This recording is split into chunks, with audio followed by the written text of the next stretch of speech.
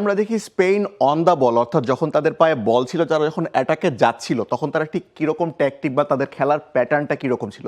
যেমনটা কিছুক্ষণ আগে বলছিলাম যে তারা শর্ট পাসের জায়গায় তুলনামূলক 15 to 20 ইয়ার্ডস পাসের চেষ্টা করেছিল।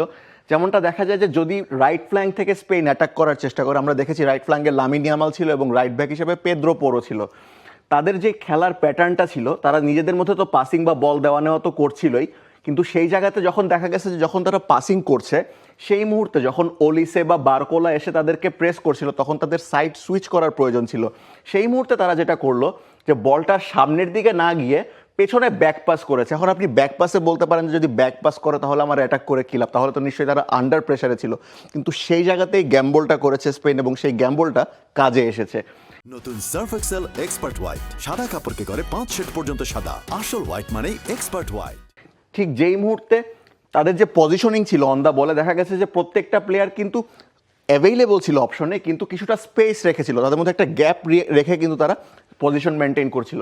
সেই জায়গায় দেখেছিলাম আমরা পেদ্রো পোরোকে পেছনে লম্বা করে কুবারাসির দিকে ব্যাক পাস দিতে, এবং ঠিক যেই মুহূর্তে ব্যাক পাস করলেন আপনি, ফ্রান্স ডেফিনেটলি চেষ্টা করেছে সেই প্রেসিংটা করার জন্য, তখন বারকোলা কিংবা ওলিসে তখন কিন্তু দৌড়ে আসছিল সেই সেন্টার ব্যাকের উপর প্রেশার দিতে, কারণ যেই মুহূর্তে যদি সেন্টার ব্যাক কোনো কারণে ভুল করে সেখানেই কিন্তু কাউন্টার অ্যাটাকে গোলের সুযোগ সৃষ্টি করার সম্ভাবনা তৈরি হতো ফ্রান্সের।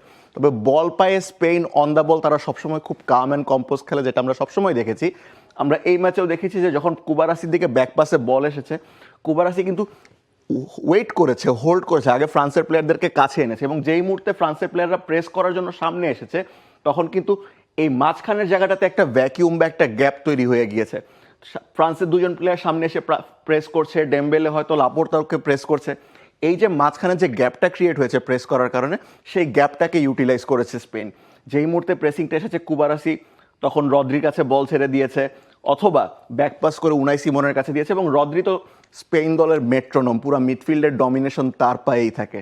আমরা সেই মুহূর্তে রদ্রিকে দেখেছি, যেই মুহূর্তে পাসটা ছেড়ে দেওয়া হয়েছে তখন আবার ফ্রান্সকে নতুন করে তাদের ফরমেশন, তাদের প্রেসিং স্ট্রাকচার সাজাতে হয়েছিল, এবং যখনই তারা রদ্রির কাছাকাছি আসছে সেই মুহূর্তে লেফট উইংয়ের টাচ লাইনে দাঁড়িয়েছিল আলেক্স বায়নার, তিনি কিন্তু একটা ওয়াইড পজিশনে থাকেন এবং রদ্রি কিন্তু সেখান থেকে লং পাস দিয়ে বায়নার কাছে বল পাঠিয়ে দেয়। অর্থাৎ যেই মুহূর্তেই ফ্রান্সের প্লেয়াররা চেষ্টা করে স্পেনের কাছ থেকে বল ডমিনেট করার বা বল উইন করার চেষ্টা করে, তখনই কিন্তু স্পেন এত ফ্লুইডলি বলের মুভমেন্ট পুরো মাঠ জুড়ে তারা করেছে, ফ্রান্স কিন্তু খুব একটা সুযোগই তৈরি করতে পারেনি স্পেনের বিপক্ষে তারা বলটা উইন করার জন্য, এবং পুরো ম্যাচ জুড়েই কিন্তু আমরা এরকম দেখেছি।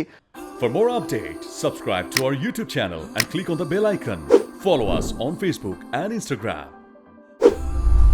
Download T-Sports app to enjoy exciting games and highlights. Visit tsports.com.